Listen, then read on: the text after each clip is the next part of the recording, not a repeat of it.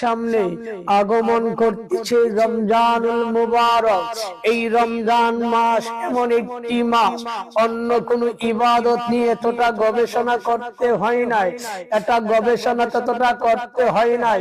রমজান মাস এমন একটি মাস, রোজা এমন একটি বিষয়, এটার মধ্যে চিন্তা করার বিষয় রয়েছে, ভাবার বিষয় রয়েছে, গবেষণা করার বিষয় রয়েছে। কারণ রোজাটা সাধারণ জিনিস নয়। as-sawmu li wa ana azzi bihi, as-sawmu li wa ana azzi bihi। আল্লাহ সুবহানাহু তাআলা আযযা ওয়া জাল্লা হাদিসে কুদসিতে এলান করেন, হাদিসে কুদসিতে ঘোষণা করেন, ও দুনিয়ার মানুষ, রোজা আমি আল্লাহর জন্য রাখা হয়, এটার প্রতিদান আমি আল্লাহ দেব।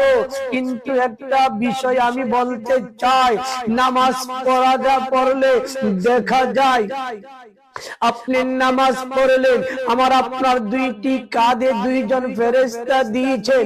এক কাঁধের ফেরেশতার দায়িত্ব হলো, ডান কাঁধের ফেরেশতার কাঁধের দায়িত্ব হলো সওয়াব লেখা, বাম কাঁধের ফেরেশতার কাঁধের দায়িত্ব হলো গুনাহ লেখা। এখন আমি যদি বলি নামাজ পড়লে কোন কাঁধের ফেরেশতা লিখবে, আপনারা বলবেন ডান কাঁধের ফেরেশতা লিখবে।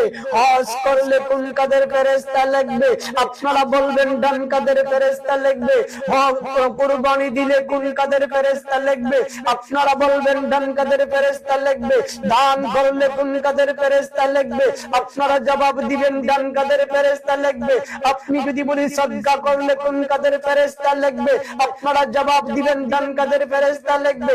আমি যদি প্রশ্ন করি আপনি কাউকে ভালো পরামর্শ দিলে কোন কাঁধের ফেরেশতা লিখবে, ডান কাঁধের ফেরেশতা লিখবে। এখন যদি বলি আপনারা বলেন তো দেখি রোজা রাখলে কোন কাঁধের ফেরেশতা লিখবে, আপনারা জবাব দিবেন ডান কাঁধের ফেরেশতা লিখবে। আমি বলবো না, এই জন্যই বলেছি রোজা গবেষণার বিষয়, ভাবার বিষয়, চিন্তা করার বিষয়। রোজার সওয়াব ডান কাঁধের ফেরেশতা লিখতে হয় না, ডান কাঁধের ফেরেশতাকে লেখার অধিকার আমার আল্লাহ দেয় না।